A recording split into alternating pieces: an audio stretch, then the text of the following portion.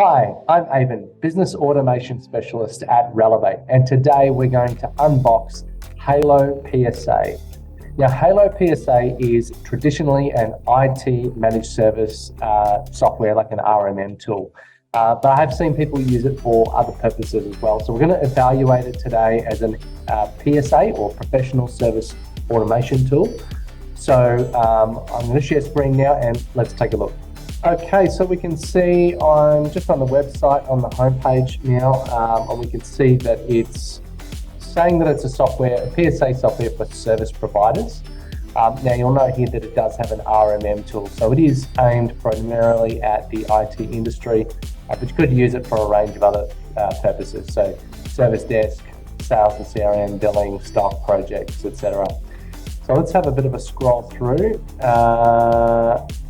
Okay, so there is a demo video on there. We won't go through that. Better conversations. Okay, so ticketing is a concept that I think more people should adopt. Ticketing is a really good way of tracking every conversation and giving it a life cycle. So it comes in, or it's basically like a shared email. So as I scroll through here, we can see, so there's invoicing as well.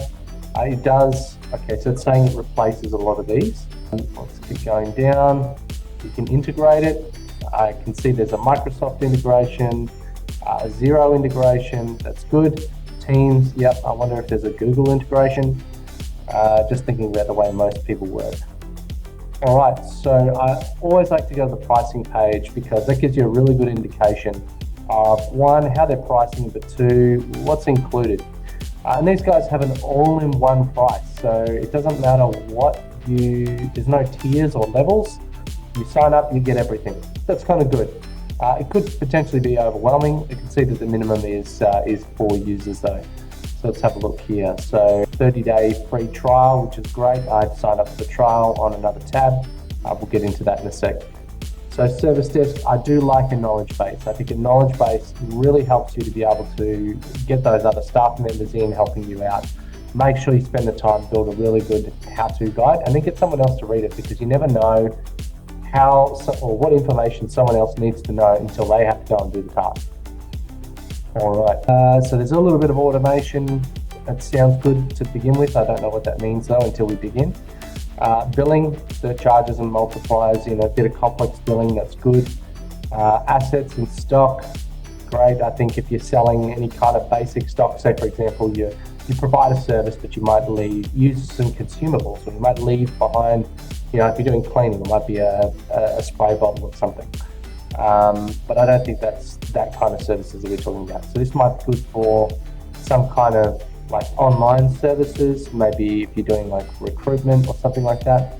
Let's have a look at the integrations, very important. Always want to know what a platform will talk to. So Microsoft CSP, or Cloud Service Portal, Cloud Support Portal, is not necessarily your normal, not what you think. So it's more for like if you're selling licenses. So we'll have a look at that. Xero, and as mentioned, I am looking at this from a general perspective, not necessarily from an IT perspective. So Teams, Zapier, that's good. Slack, I guess if you're a Slack user, and there seems to be a lot of other integrations. Convert emails into action items, things like that. Most of these integrations are very IT specific. However, I do have a sign up here, as you can see, test. And in this test, we're going to have a look. We're on the dashboard here. So I can see there's a whole bunch of test data in.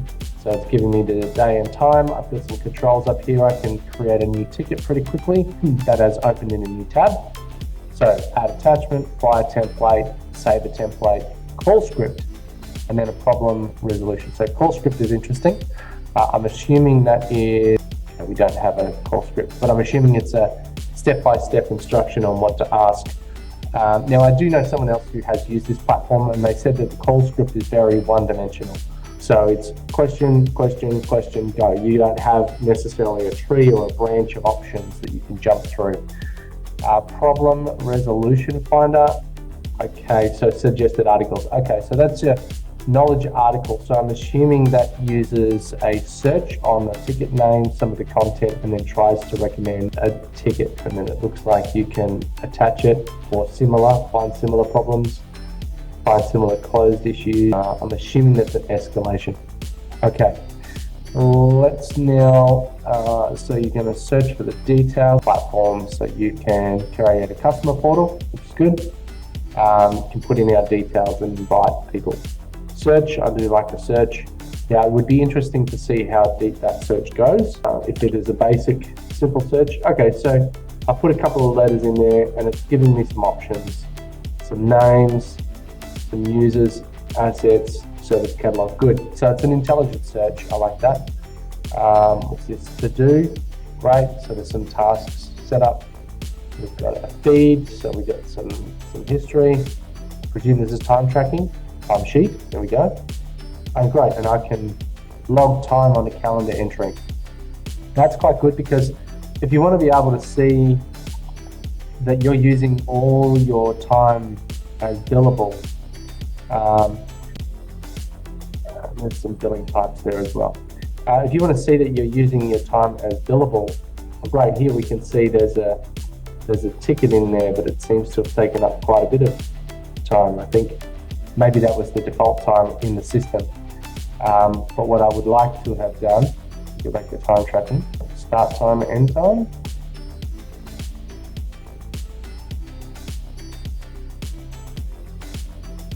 Date. Does it give me edit? Okay, so I can do date, it's done. Is that how long it took? Time tracking, time spent. Okay, all right. So I'm not quite sure what happened there. Maybe go to billing. Oh, so I'm on a ticket or something here. Yep, so I'm on a ticket and I'm on the menu of that ticket. So we've got raise a quote, email a user, add a private note, triage it. That's very good to be able to triage, because you don't want to be spending time on things that are not really important. You want to prioritize the things that are really important. And sometimes if everything is important, sometimes, you know, triage, if you're not sure what the term is, they use that in hospitals. So when someone comes in, maybe someone's got a splinter in their thumb, somebody else has a sucking chest wound, you know, like an open pneumothorax, sorry, some technical terms there. Maybe they've got a punctured chest cavity and there's air leaking out. Okay, that's pretty catastrophic. So you want to make sure you deal with that one first, and you deprioritize the person with the splinter. So if you're going to spend time where it matters most, then the triaging process allows you to do that. So maybe let's have a quick look. Okay, category, and then a priority. And then you can add an asset. So an asset, say for example, someone goes, this is a hardware issue and it is critical and it relates to the server. So it's something that's pretty core that affects everybody. So that could be something there. And then we've got our history log, that's good. Reassign. Now it would be interesting to see if you can assign multiple resources to a particular ticket. I do like to be able to have, you know, particularly if you've got, you know, a collaborative workspace where it takes a few people to actually do things. And, you know, one of the problems we have in general in business is that the more people you add, the more nodes of communication you have. So if you can start to work that down to a few small work groups, you start to break down the massive fire hose of information that's coming through. Create an appointment, that's good. Create a child ticket. So say for example, there was a major issue and then there was a few sub issues underneath that. That's where you would have a parent and child relationship. Create a task. Yep, we saw that before. Request approval. Okay, so if I'm requesting approval, I presume that's of manager, not necessarily of customer. Okay. Reopen ticket. Okay.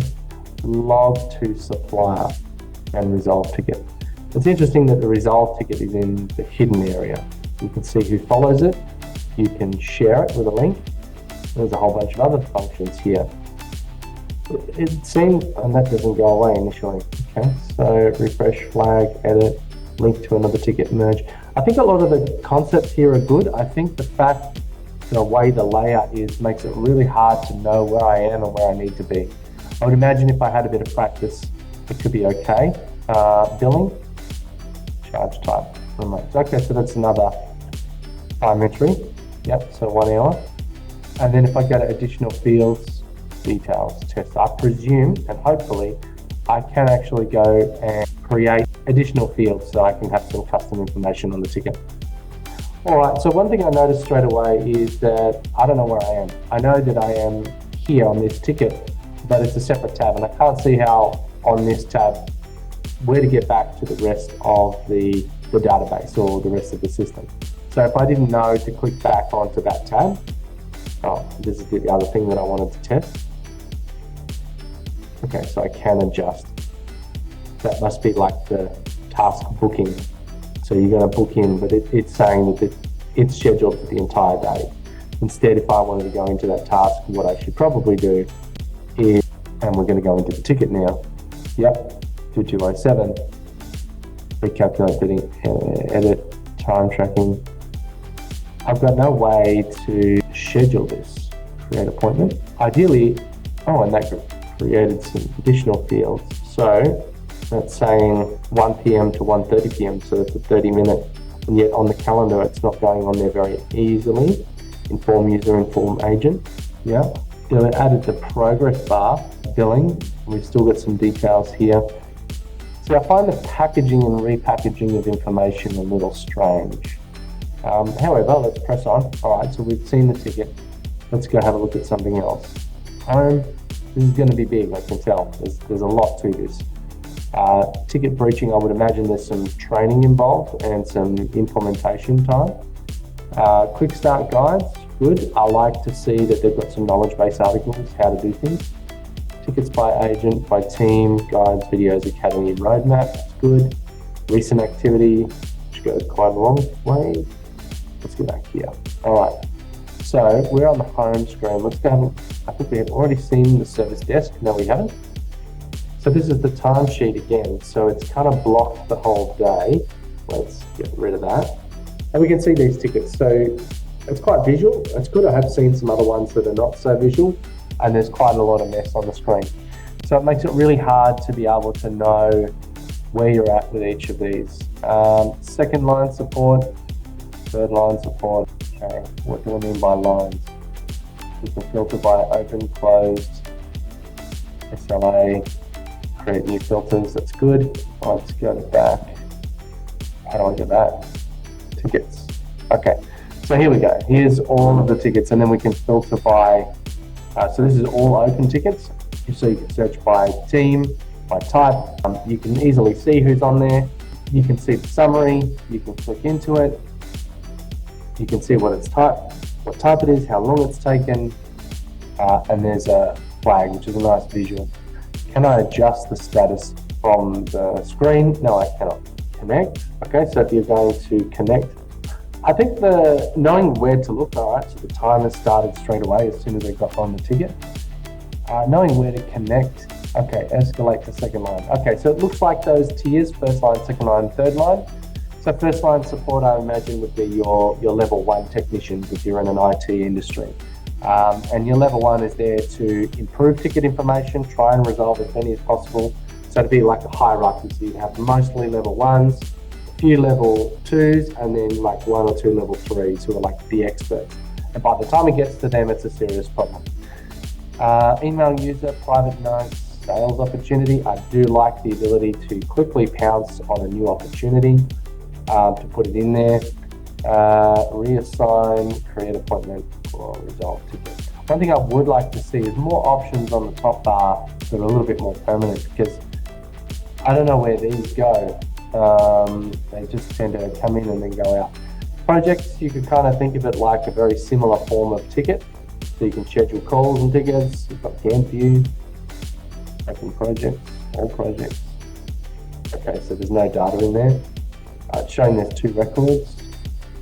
Maybe if we can have a look at all projects. No, there's no data in there. Okay, calendar view, let's see what that brings us.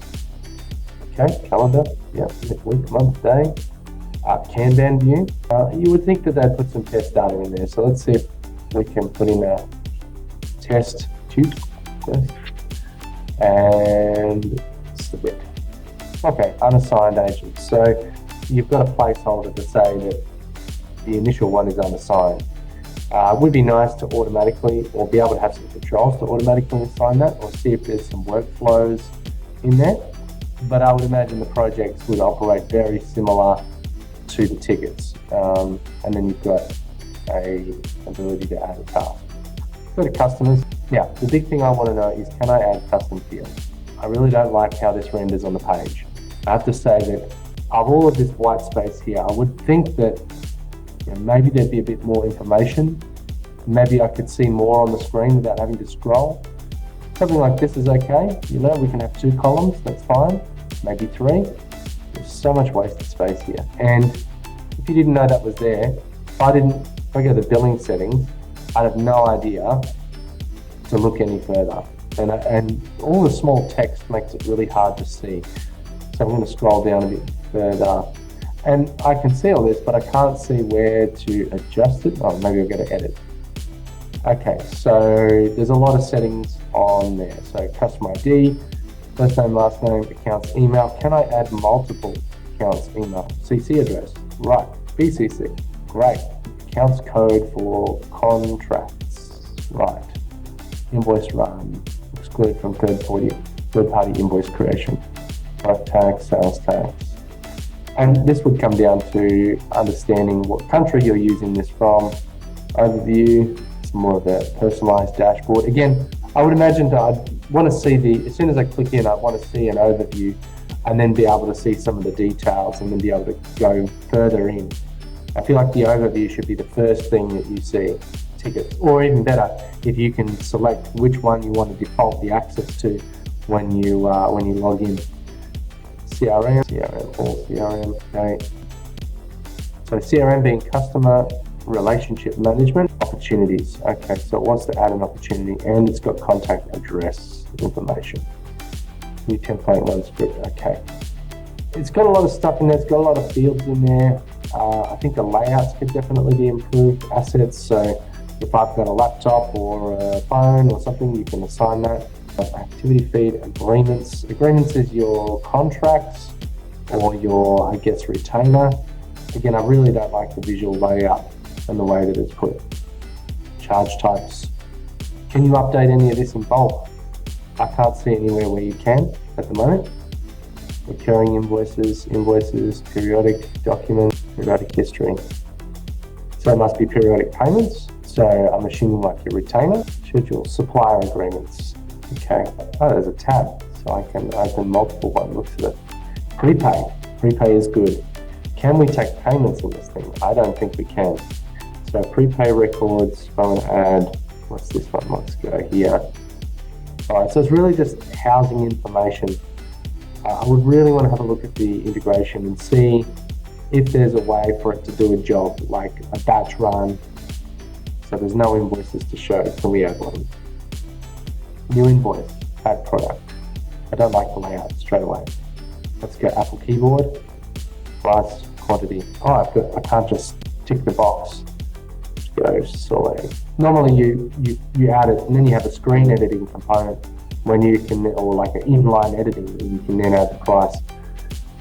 So customer, date invoice, security, page layout's a little odd.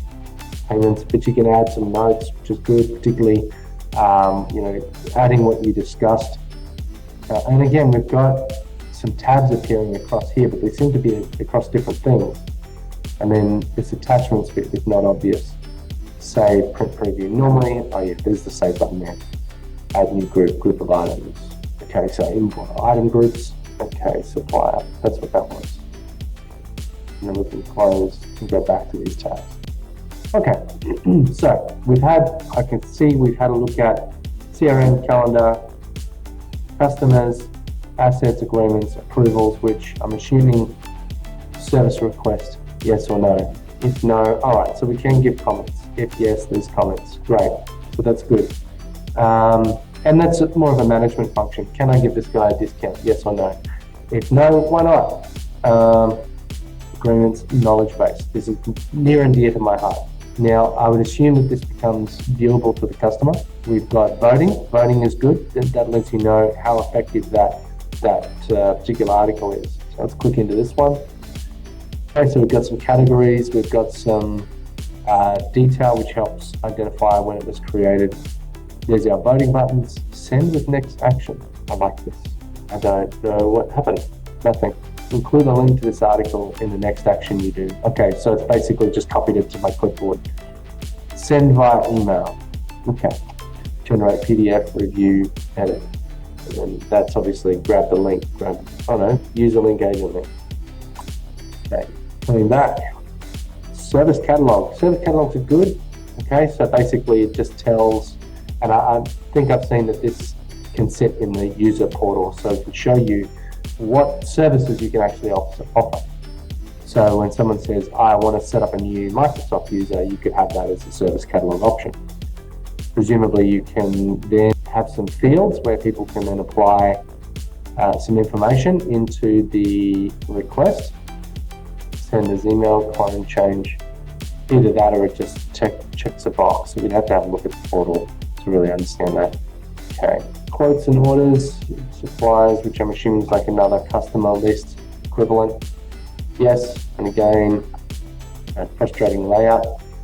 Let's go back over here and look at products. What can we store? Extra products is good, not so good.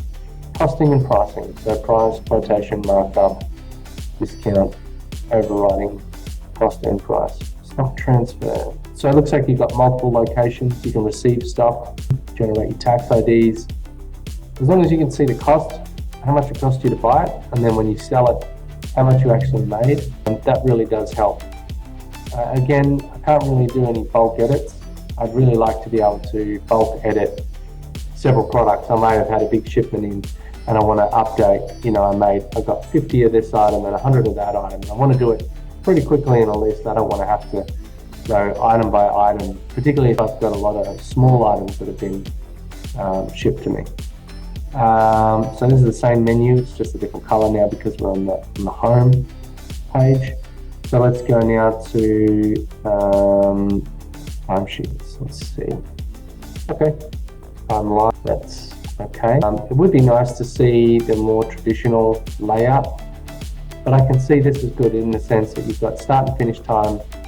And here, this one's got some data in it. We've got target hours. So if the target hours is 8 hours a day, and then I've logged 9 hours and 55 minutes, but I've worked longer. And again, that's that calendar feature that seems to have annoyed me.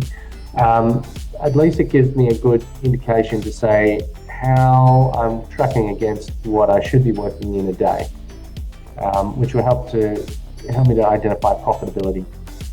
So then if I go to search self-explanatory reporting, let's have a look at some of the reports. And again, reports are only good as the information that goes in. So if people are finding it hard to put information in, then you're going to find it hard to get information out. Ideally, you want to automate the information going in by having feed of things, or have it connected to like your email accounts.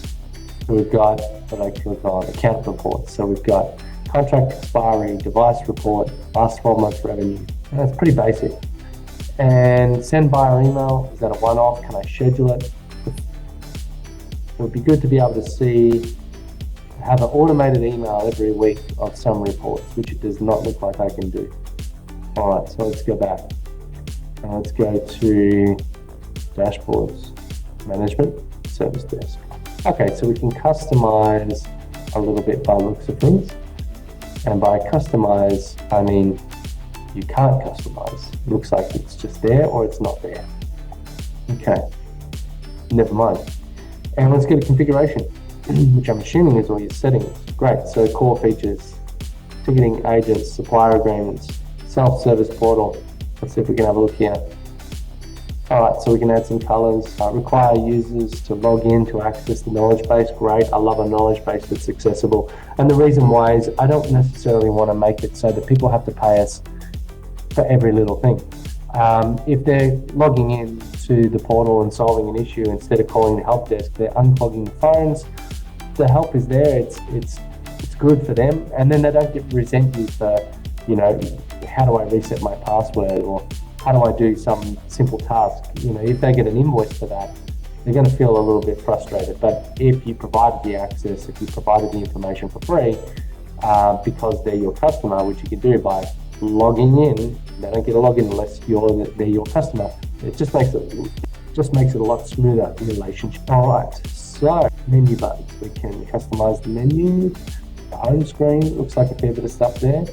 There's a fair few other settings here: knowledge base, suppliers, service level agreements, edit. So there looks to be quite a lot of settings. So I don't know, I'm on the fence about this one. There seems to be a lot of niceties and it seems to be quite simple and basic. I think if there was more information on the screen, particularly when I'm on those records, it would be a lot easier. If I could perhaps see some automation, like reports being emailed to me, or some trigger, like a workflow, like if this, then that kind of thing, then I'd probably see this a little bit better as a platform. But otherwise, not too bad.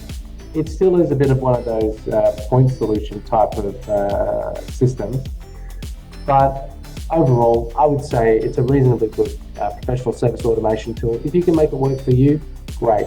I think it might take a bit of time and you've probably got a bit of an implementation process to go through. But other than that, I would definitely consider that over spreadsheets and sticky notes and everything in email. It would definitely make an improvement to the way that you're doing things and provide some more information and feedback to your customer so that you can, or from your customer even, so that you can get better information and help them in a much more seamless way. So thank you for watching our unboxing of Halo PSA software. If you've got any questions, please pop them in the comments. If you want to see another application unboxing, then please also let us know through the comments.